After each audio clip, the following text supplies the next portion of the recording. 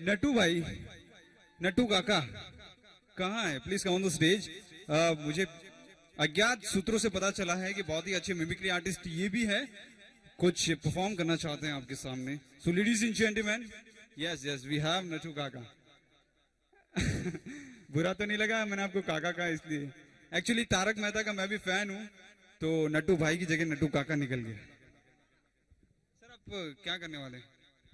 वैसे तो मैं आज कोई तैयारी नहीं की है, लेकिन गौतम भाई ने बोला नहीं आज आपको स्टेज पर जाना है इसलिए आ गया हूँ। जो मन में इच्छा हो बोल दूंगा। Please sir, stage is yours. एक बार जोरदार तालियां हो जाए इनके लिए। Thank you very much. बेटा वो पैसे नकली है। મિત્રો આજે કોઈ પણ જાતની તૈયારી નથી કરી, પણ છતાંય એક બે શાયરીઓ થોડીક વાત આપની સાથે કરી લો કે અત્યારે પ્રેમનો જમાનો છે, એટલા માટે કહેવાય છે કે શિયાળામાં બાજરી, ઉનાળામાં કપાસ, ગોરી તારી યાદમાં અમે પાંચમા નપાસ.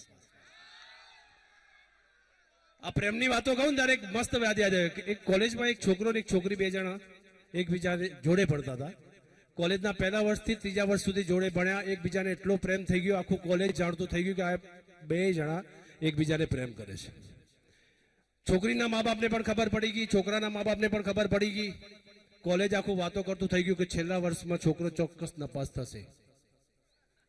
છોકરો અને છોકરી બંને જણાએ નક્કી ડિસાઈડ કર્યું કે આપણે છેલ્લું વર્ષ જ્યાં સુધી પૂરું ન થાય ત્યાં સુધી આપણે એકબીજાને મળવું નહીં, જેથી આપણે લોકોને કહી બતાવ્યું કે અમે પ્રેમ કરતા હતા છતાંય પાસ થઈ ગયા.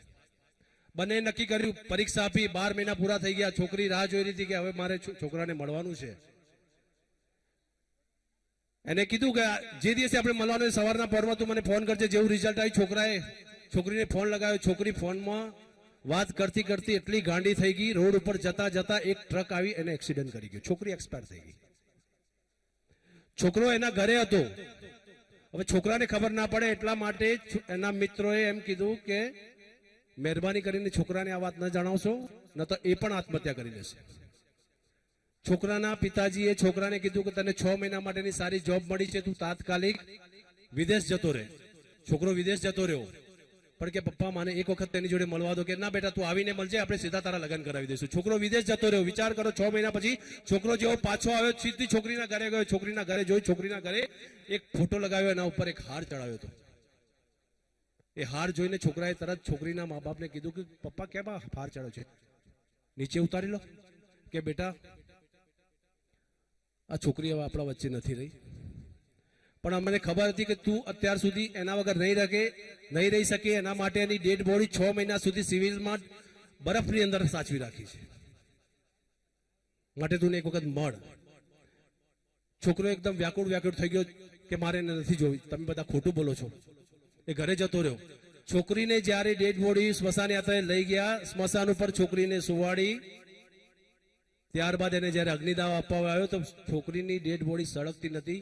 એ છોકરીના મા બાપે એની બહેનપણીઓને પૂછ્યું કે આ ડેડ બોડી સળગતી કેમ નથી, આનું કારણ શું? એની બહેનપણીએ બોલાવ્યો અને બહેનપણીએ એમ કીધું કે જો કદાચ મારે છોકરાને મળતી વખતે કદાચ મારે મરી જાઉં તો મારા બળદા ઉપર એક મોબાઈલ મૂકી દેજે.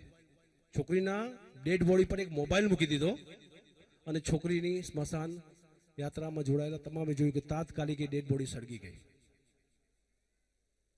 છોકરો હજી આ વાતને વિશ્વાસ તૈયાર નતો કે ભાઈ આ ખરેખર મરી ગઈ છે. પપ્પા ખોટી વાત છે કે કાલ રાત્રે તો મેં એની જોડે ફોન પર વાત કરી છે કે બેટા તું ખોટું બોલે છે, 6 મહિનાથી એની ડેડ બોડી બરફમાં પડી છે. કે ના ના કે હા તું એવું લગાવ ફોન. છોકરાએ તાત્કાલિક છોકરીને ફોન જોડ્યો. છોકરીને કીધું હેલો તું ક્યાં છે? એટલે કે હું ઘરે છું. કે હું હમણાં હાલ આવું છું. કે જોયું ને પપ્પા છોકરી જીવતી છે. આમાં કશું બહુ વિચારવા જેવું નથી. આ વોડાફોનનું નેટવર્ક ઉપર પણ પકડાય છે. કે ખાધા ખમણ ઢોકળા ઉપર ખાધું દહીં, ઘણા પ્રોગ્રામો જોયા, બાકી ગૌતમભાઈ તમારા જેવો નહીં. કે શું લખું શું ના લખું, લખતા કલમ અટકાય છે. ગૌતમભાઈ તમારી યાદમાં હિંમતનગર ઊંધું લટકાય છે. कि सितारों ने कहा मेरा गगन बदल गया, बुलबुलों ने कहा मेरा चमन बदल गया, उसी वक्त कब्रिस्तान में मुर्दे ने कहा यारो कुछ नहीं बदला, लाश वही है कफन बदल गया. जादूगर तमे जोया हशे, एने एक बे झलक कही दूं कि चलो चलो मैं तुमको ले चलता हूं इजिप्ट के तपते हुए रेगिस्तान के अंदर. वहां एक लड़की थी जिसके 2 पांव नहीं थे. वो चलना चाहती चल नहीं सकती, बच्चों के साथ खेलना चाहती खेल नहीं सकती. वो अपने अब्बू से कहती है, प्रार्थना करती है, अब्बू मैंने कौन से जुर्म कौन से पाप किए जिसने मेरे दोनों पाँव छीन लिए। उसके अब्बू ने कहा, बेटी रो मत, हर जमाने में एक फरिश्ता पैदा होता है। राम के जमाने में राम हुए थे, तेरे जमाने में एक फरिश्ता जरूर आएगा। My next and very fantastic atom water, Jamuna Jamuna माँ जमुना का ठंडा मीठा पानी, हर हर जमुने। साहब, मैंने सबसे वंस मोर सुना था, मैं आपके लिए वंस मोर बोलना चाहता हूँ। एक बार आप वंस मोर कीजिए जो लास्ट वाली, और आपकी जो फ्लुएंसी है एंकरिंग, होस्टिंग और एक्टिंग में, फ्लुएंसी होना बहुत जरूरी है और बहुत ही कमाल की फ्लुएंसी है आपकी। Thank you so much. और मैं चाहता था वंस मोर करवाने के लिए, लेकिन फिर कभी, लेकिन बहुत ही अच्छा लगा सर आपके साथ। आपके लिए भी एक बोलता हूँ कि आपने अगर चश्मे नहीं पहने, अगर आप चश्मे पहनते तो मैं बोलता कि कुदरत ने तुम्हें आंखें दी है, चश्मे क्यों लगाते हो, सबके सामने मुस्कुराते हो और हमसे क्यों कतराते हो। अरे वाह,